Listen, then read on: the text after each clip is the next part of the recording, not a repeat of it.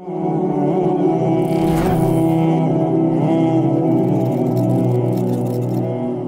اللہ الرحمن الرحیم۔ امام مہدی کے بارے میں یہ بات لوگوں کو پریشان کرتی ہے کہ آخر وہ امام مہدی کو پہچانیں گے کس طرح، کیونکہ اس سے پہلے بہت سے لوگ خود کو مہدی ہونے کا دعویٰ کر چکے ہیں۔ دیکھیے، رسول اللہ صلی اللہ علیہ وآلہ وسلم نے جو علامات امام مہدی کی بیان کی ہیں ان کو مد نظر رکھتے ہوئے ایک بات سمجھ لیجئے کہ امام مہدی کو خود کو منوانا نہیں پڑے گا، یعنی ان کو یہ آ کر کہنا نہیں پڑے گا کہ میں مہدی ہوں لہذا تمام لوگ میرے ہاتھ پر بیعت کریں۔ اس لیے ایک بات تو یہ سمجھ لیجئے کہ جو بندہ خود آ کر یہ کہتا ہے کہ میں امام مہدی ہوں اور میرا ظہور ہو چکا ہے اور تمام لوگ جو ہے وہ میرے ہاتھ پر بیعت کریں، سمجھ لیجئے کہ وہ شخص جو ہے وہ فراڈ ہے، وہ شخص جو ہے وہ جھوٹا ہے، کیونکہ امام مہدی کو جب لوگ اپنا خلیفہ، اپنا حکمران، اپنا امیر مقرر کریں گے یا اپنا امام و پیشوا مقرر کریں گے، اس وقت حالات اس طرح بن جائیں گے کہ لوگ خود بخود یہ جج کر لیں گے کہ ہم اس بندے کو اگر اپنا امیر مقرر کر لیں تو یہ بندہ ہمارے حالات کو سدھار سکتا ہے۔ البتہ کچھ علامات رسول اللہ صلی اللہ علیہ وآلہ وسلم نے بیان فرمائی ہیں جو ہر مسلمان کو یاد ہونی چاہیے تاکہ جب یہ حالات پیدا ہوں تو امام مہدی کو پہچان کر ان کا ساتھ دیا جا سکے۔ اس میں ایک بہت بڑی علامت تو یہ ہے جو بہرحال بڑی تیزی سے پوری ہو رہی ہے، اور وہ کیا کہ دنیا کے اندر ظلم، زیادتی اور ناانصافی جو ہے وہ اپنے عروج پر ہوگی۔ تو ہم دیکھ رہے ہیں کہ ہر جگہ ناانصافی ہے، ہر جگہ ظلم ہے، ہر جگہ زیادتی ہے، اور بالخصوص اگر ہم بات کریں مسلمانوں کی تو پوری دنیا کے اندر مسلمانوں کو مسئلہ جا رہا ہے اور مسلمانوں کے اوپر ظلم کے پہاڑ توڑے جا رہے ہیں۔ تو اس وقت بھی حالات اتنے کشیدہ ہو جائیں گے کہ بظاہر مسلمانوں کو جینا مشکل ہو جائے گا، یعنی مسلمانوں کے لیے حالات جو ہیں وہ بہت زیادہ تنگ ہو جائیں گے، اور اس وقت یوں کہہ لیں کہ سعودی عرب کی جو بادشاہت ہے وہاں پر آپس میں لڑائی ہوگی، یعنی بادشاہوں کی آپس میں لڑائی ہوگی، اور ایک بادشاہ جو ہے وہ دوسرے بادشاہ کو قتل کر دے گا، اور اس کے بعد کوئی بھی بادشاہ نہیں ہوگا، یعنی بادشاہت کی لڑائی کی وجہ سے کچھ عرصہ کے لیے لوگ اس شش و پنج کا شکار ہوں گے کہ کسے اپنا بادشاہ مقرر کریں،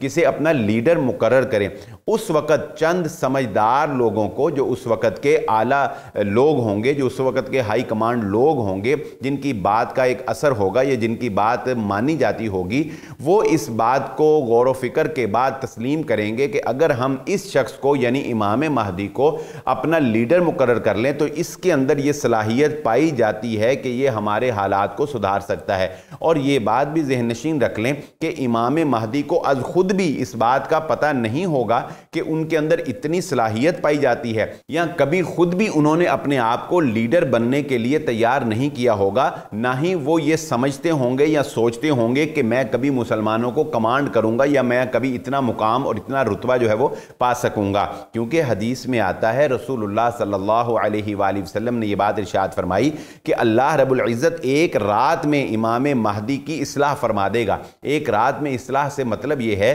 کہ ایک رات میں امام مہدی کو یہ احساس ہو جائے گا کہ مجھے لوگوں کو کمانڈ کرنا چاہیے، مجھے لیڈ کرنا چاہیے، مجھے آگے آنا چاہیے، یا یوں سمجھ لیجئے کہ ایک رات کے اندر اللہ رب العزت ان کی سوچ کی کایا جو ہے وہ پلٹ دے گا اور وہ مسلمانوں کے لیڈر بننے کا فیصلہ کر لیں گے۔ لیکن تب بھی وہ از خود آ کر نہیں کہیں گے کہ میں تمہارا لیڈر ہوں لہذا مجھے لیڈر مانا جائے، لوگ خود ہی ان کو منتخب کریں گے اور ان کے ہاتھ کے اوپر بیعت کریں گے۔ جی ہاں، البتہ یہ علامات بہرحال ہمیں یاد ہونی چاہیے کہ ان کے ہاتھ پر جو بیعت ہے رسول اللہ صلی اللہ علیہ وآلہ وسلم نے فرمایا وہ بیت اللہ اور مقام ابراہیم کے درمیان کی جائے گی، اور امام مہدی مدینہ کے ہوں گے اور مدینہ سے انہیں مکہ لایا جائے گا، اور ان کا نام محمد الرسول اللہ صلی اللہ علیہ وآلہ وسلم کے نام پر یعنی محمد ہوگا، اور ان کے والد کا نام بھی نبی صلی اللہ علیہ وآلہ وسلم کے والد کے نام یعنی عبداللہ ہوگا۔ اور یہی کافی نہیں بلکہ رسول اللہ صلی اللہ علیہ وآلہ وسلم نے فرمایا وہ میرے خاندان میں سے ہوں گے، یعنی وہ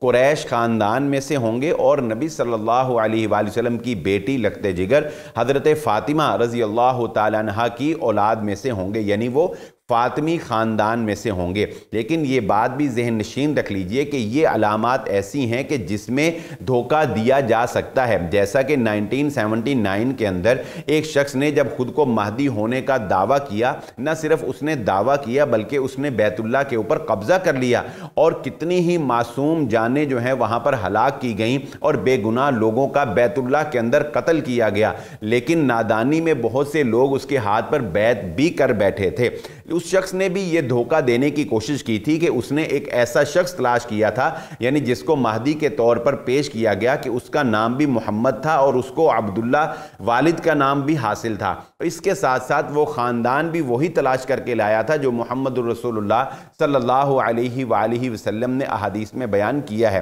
تو کہنے کا مقصد یہ ہے کہ یہ چیزیں ایسی ہیں کہ جن میں دھوکہ دیا جا سکتا ہے، یا کسی بھی شخص کو باور کروایا جا سکتا ہے کہ یہ محمد ہے اور اس کے والد کا نام عبداللہ ہے اور یہ فلاں خاندان سے، کون بندہ جو ہے وہ تحقیق کرے، یا اس کے اندر ڈاکومنٹیشن میں بھی دھوکہ دہی کی جا سکتی ہے۔ بہرحال یہ میٹر ایسا ہے کہ اس میں دھوکہ دیا جا سکتا ہے، لیکن میں آپ کو ایک ایسی نشانی بتاتا ہوں کہ وہ نشانی ایسی ہے کہ جس میں کوئی دھوکے کا چانس ہو ہی نہیں سکتا، اور اس نشانی کے پورا ہونے کے بعد ہی لوگ جو ہیں وہ جوک در جوک جو ہے امام مہدی کے ہاتھ پر بیعت کریں گے۔ یعنی یوں سمجھ لیجئے کہ اگر آپ کو یہ خبر ملتی ہے کہ بیت اللہ میں امام مہدی کا ظہور ہو چکا ہے اور ان کے ہاتھ پر بیعت کی جا رہی ہے، تو آپ تھوڑا صبر کریں، آپ تھوڑا ویٹ کریں اور اس نشانی کے پورا ہونے کا انتظار کریں۔ اور وہ نشانی کیا ہے کہ رسول اللہ صلی اللہ علیہ وآلہ نے ارشاد فرمایا کہ ایک لشکر جو امام مہدی کے خلاف نکلے گا، ان پر چڑھائی کرنے کے لیے آئے گا، تو اللہ رب العزت اس لشکر کو زمین میں دھنسا دے گا۔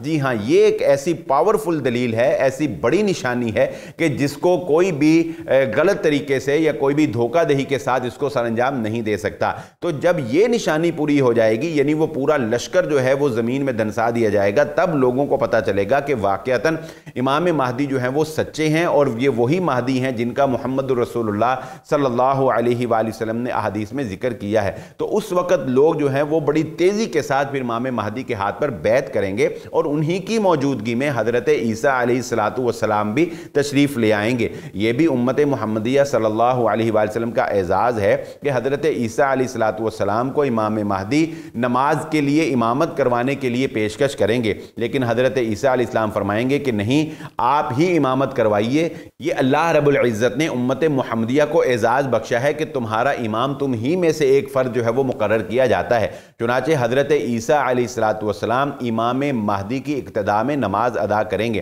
یہ اس بات کی دلیل بھی ہے کہ اگرچہ حضرت عیسیٰ علیہ السلام اٹھا لیے گئے آسمانوں پر اور دوبارہ دنیا میں بھیجے جائیں گے، لیکن دوبارہ جب وہ دنیا میں آئیں گے تو نبی کی حیثیت سے نہیں، یعنی اپنی اس شریعت کے مطابق عمل پیرا نہیں ہوں گے جو وہ لے کر آئے تھے، بلکہ وہ اسی شریعت کے پیروکار ہوں گے اور اسی نبی کے ماننے والے ہوں گے جو آخری نبی محمد الرسول اللہ صلی اللہ علیہ وآلہ وسلم ہیں، یعنی وہ نبی صلی اللہ علیہ وآلہ وسلم کی شریعت کو ہی فالو کریں گے۔ تو آج کی گفتگو کا یہ پوائنٹ سمجھ لیجئے کہ امام مہدی کو پہچاننا کیسے ہے۔